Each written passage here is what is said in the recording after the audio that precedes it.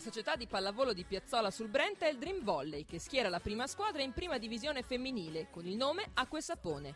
La squadra è composta da un gruppo di amiche che ha iniziato a giocare insieme già da qualche stagione. Quasi tutte siamo nate nel Dream Volley, quasi tutte, quindi è una squadra formata da ragazze del paese, da ragazze cresciute insieme, più o meno coetanee.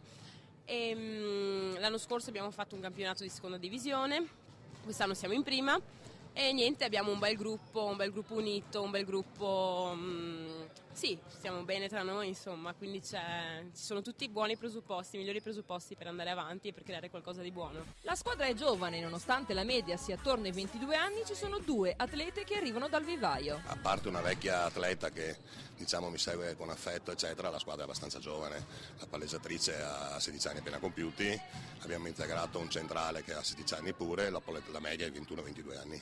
L'obiettivo dell'Acqua e Sapone per quest'anno è perciò la salvezza. Quest'anno puntiamo a salvarci, a restare in prima, fare un bel campionato, cercare di crescere comunque tra di noi, come squadra, come gruppo e migliorarci tecnicamente. Ma andiamo a conoscere nei numeri com'è il Dream Volley. Noi abbiamo in questo momento 130 tesserati e sono suddivisi principalmente nella prima divisione, seconda divisione, e dopo partecipiamo in campionato di Under 16, Under 14, Under 13, Under 12 e mini volley. A Piazzola sul Brenta è iniziato 5 anni fa un nuovo corso con l'obiettivo di formare una società solida nei numeri e nell'organizzazione. Noi sostanzialmente siamo partiti 5 anni fa dalla ristrutturazione di 2 società del territorio di Piazzola.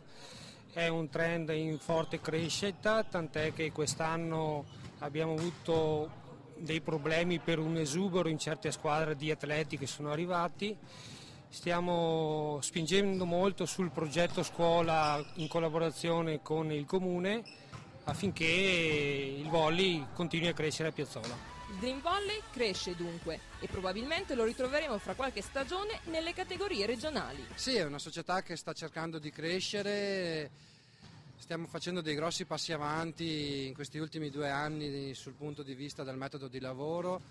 Prima la prima squadra era una società a parte, adesso stiamo cominciando ad aprirla, le ragazzine stanno cominciando a vedere che la prima squadra non è un miraggio, un qualcosa di un altro mondo e stiamo lavorando. Qualità negli allenatori, questo è un punto fermo, come ci spiega il direttore sportivo. Noi per scelta puntiamo molto sulla qualità degli allenatori, nel senso scegliamo gli allenatori nel territorio di qualità buona, non ce ne sono molti, quindi quelli che abbiamo cerchiamo di tenerceli stretti e vediamo che nel medio periodo la crescita delle atlete si fa vedere. A Piazzola sul Brenta si respira sport, a confermarlo è l'atleta Loregian. Piazzola è comunque molto unita sull'ambito sportivo, tipo pallavolo, calcio, basket, quindi ad esempio la presentazione della squadra si fanno tutte assieme e quindi è molto sentita come cosa. Ed unita è la società che oltre a crescere nei numeri si è posta come obiettivo quello di raggiungere la Serie D.